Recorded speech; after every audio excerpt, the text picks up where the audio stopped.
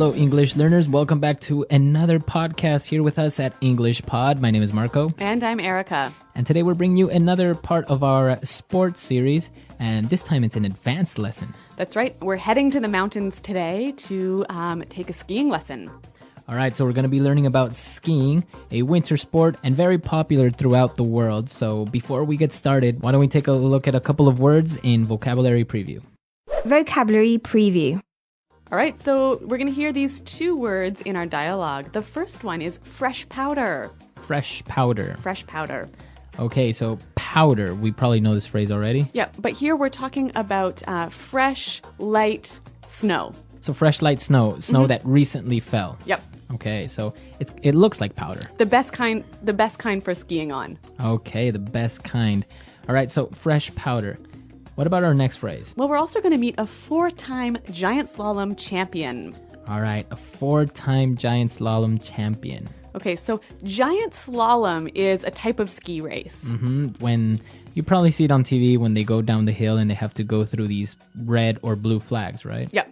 Now, 4-time giant slalom champion means he won the giant slalom 4 times. Okay, so this is an interesting way of saying that somebody did something many times. Right. So I can say the 3-time Nobel Prize winner. Yes, exactly. Okay. Or the 5-time Olympic gold medalist. Okay, perfect. So now it's time for us to go to the mountains with our famous Rick Fields and Bob Copeland, and we'll see what happens.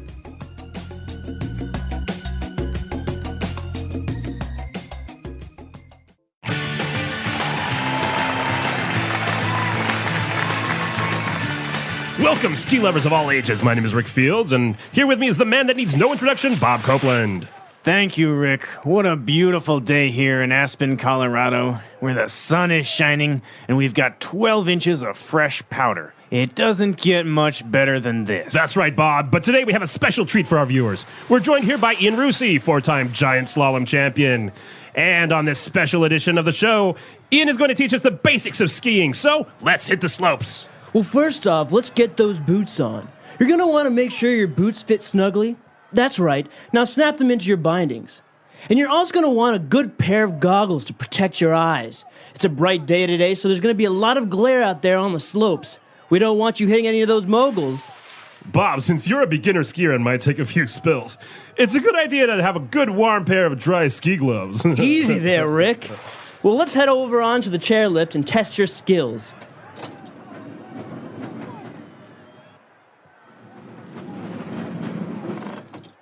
All right, we're up here on the bunny hill, so Bob, why don't you do a few snowplow turns? Gnarly run, Rick. Nice carving. You've got some mad skills. That was sick. You want to see gnarly? Well, see that bump over there? I'm going to catch some major air. Butt plant. He lost his skis. Yard sale. Well, thanks for joining us here today. I think that about does it. Bob, Ian, time for some après-ski? No way, man. We're off to grab some freshies.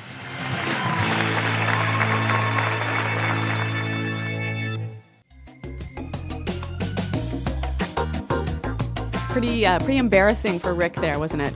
Yeah, he was a little bit cocky. Uh-huh. And then he ended up falling. Well, I think there's a lesson in that for all of us. But what the real lesson is today is language. So why don't we start with language takeaway? Language takeaway. All right, on language takeaway today, let's take a look at the first word. We have some bindings. Bindings. Bindings. Bindings are sort of like a lock that attaches your boot to your ski.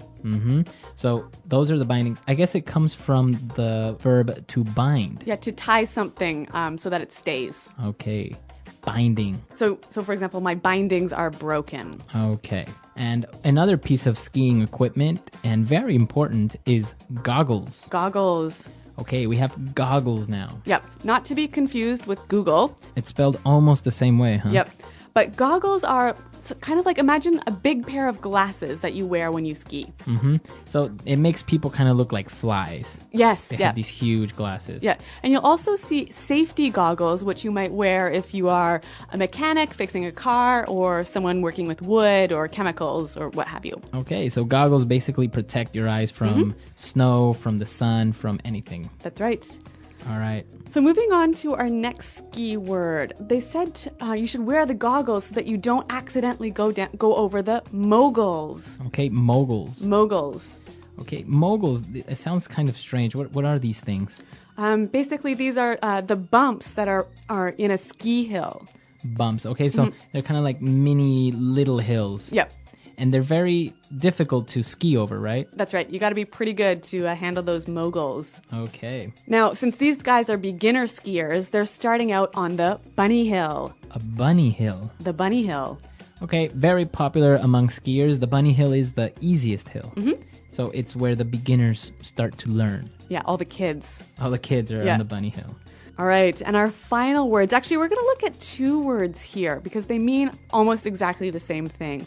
We heard the ski instructor say gnarly. Gnarly run. Yeah, gnarly. So an interesting word, it's spelled Gnarley. Okay, so, but you don't say gnarly. No. You say gnarly. Yep. And a related word, sick. Okay, now sick means to be sick, right? Ill. No, not here. Let's listen to some examples to help us understand. Example 1. Those were some sick dance moves. You are amazing. Example 2. Jack and I went to the beach yesterday and surfed some really gnarly waves. Example 3. Man, the concert last night was sick. I can't believe we got front row seats. Okay, so basically gnarly and sick, they mean that it's amazing, it was cool. It's awesome. Awesome. Yeah. So these two words are very, very informal. It's slang. Yeah, and actually skier slang. Both of these words, I think, originated with skiers, snowboarders, skateboarders. Gnarly dudes. Gnarly dudes. Okay, so that's all the words we have for language takeaway. But we have some great phrases that we want to take a look at before we listen to the dialogue again. So it's time now for Fluency Builder. Fluency Builder.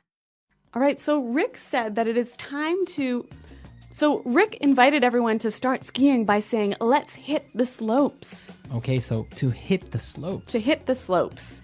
Okay, now we want to hit the slopes. What does that mean? Go skiing. Let's go skiing. Yep. Let's go to the mountain. Yep. Now we can change the noun slope for something else, right? Yeah, you can change it for a lot of other different nouns. And why don't we hear some examples of how you can do that? Example 1. I really have to hit the books and study for my exam tomorrow. Example 2. I'm really tired. I think I'm going to hit the bed now.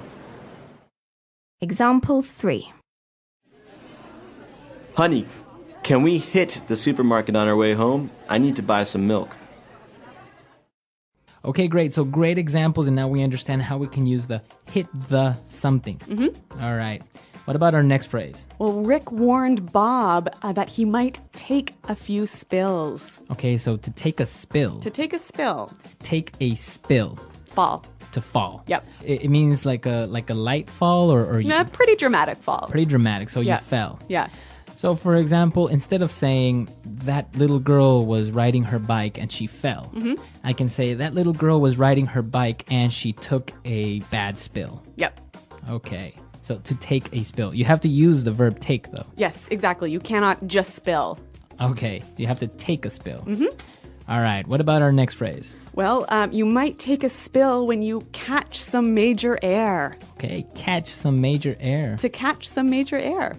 So am I catching something? How am I catching air? That's impossible. Well, imagine if you're jumping and your skis are catching the air. Ah, okay. So I'm in the air for a very long time, maybe? Yeah, when you catch some air, basically it's like you're flying for a couple seconds. So you're flying for a couple of seconds. You're very high up in the air. Yep. Okay, to catch some air. Yeah, and you'll hear this phrase when you're, not only when you're talking about skiing, but also maybe if you're driving your car really fast and it sort of jumps up in the air for a minute. Well, not a minute, a second. That would be catching air as well. Okay, so to catch air. All right, so they finished skiing. They were kind of tired, and he said, well, let's call it a day. To call it a day. Let's call it a day. Let's go home. Let's go home. It's over. Let's finish. Let's finish the day. Yep. let's call it a day and go home. But not before we go to our next word, to grab some freshies. All right, grab some freshies. Grab some freshies. Okay, freshies. What are these freshies? Well, remember we talked about fresh powder? Mm-hmm. It's that. So it's an informal way of saying fresh powder. Yeah, fresh, powdery, light snow. Okay, freshies. Yep, so the snow that nobody has skied on before. Really good phrases and some amazing vocabulary. Let's listen to this dialogue one last time, and then we'll come back and talk a little bit more about this really fun sport.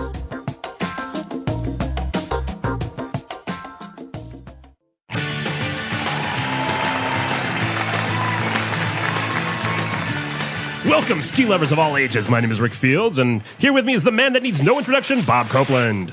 Thank you, Rick. What a beautiful day here in Aspen, Colorado, where the sun is shining and we've got 12 inches of fresh powder. It doesn't get much better than this. That's right, Bob, but today we have a special treat for our viewers. We're joined here by Ian Roussy, four-time giant slalom champion.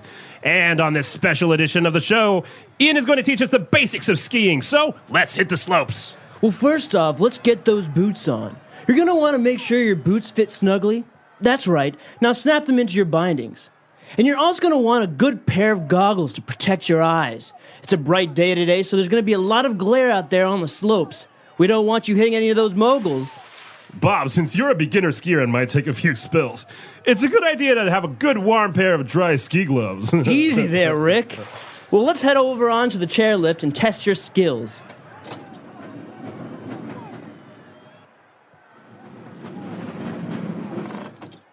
All right, we're up here on the bunny hill, so Bob, why don't you do a few snowplow turns?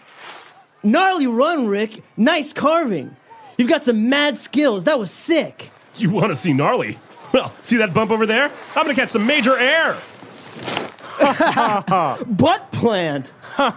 He lost his skis. Yard sale. Well, thanks for joining us here today. I think that about does it. Bob, Ian, time for some après-ski? No way, man. We're off to grab some freshies.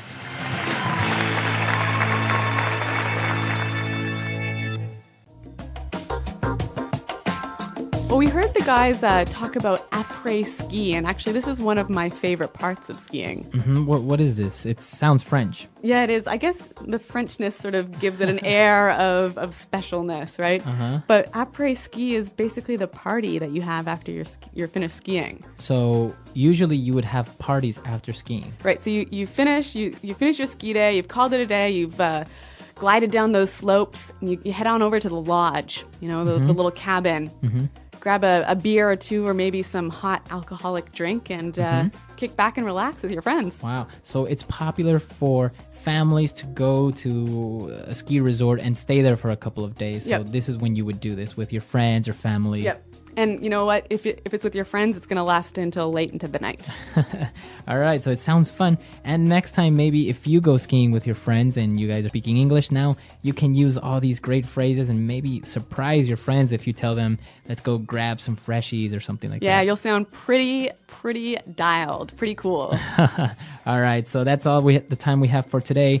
Be sure to check out our website, EnglishPod.com. Marco and I are always around to answer your questions. And, well, thanks for downloading. Until next time, goodbye. Bye.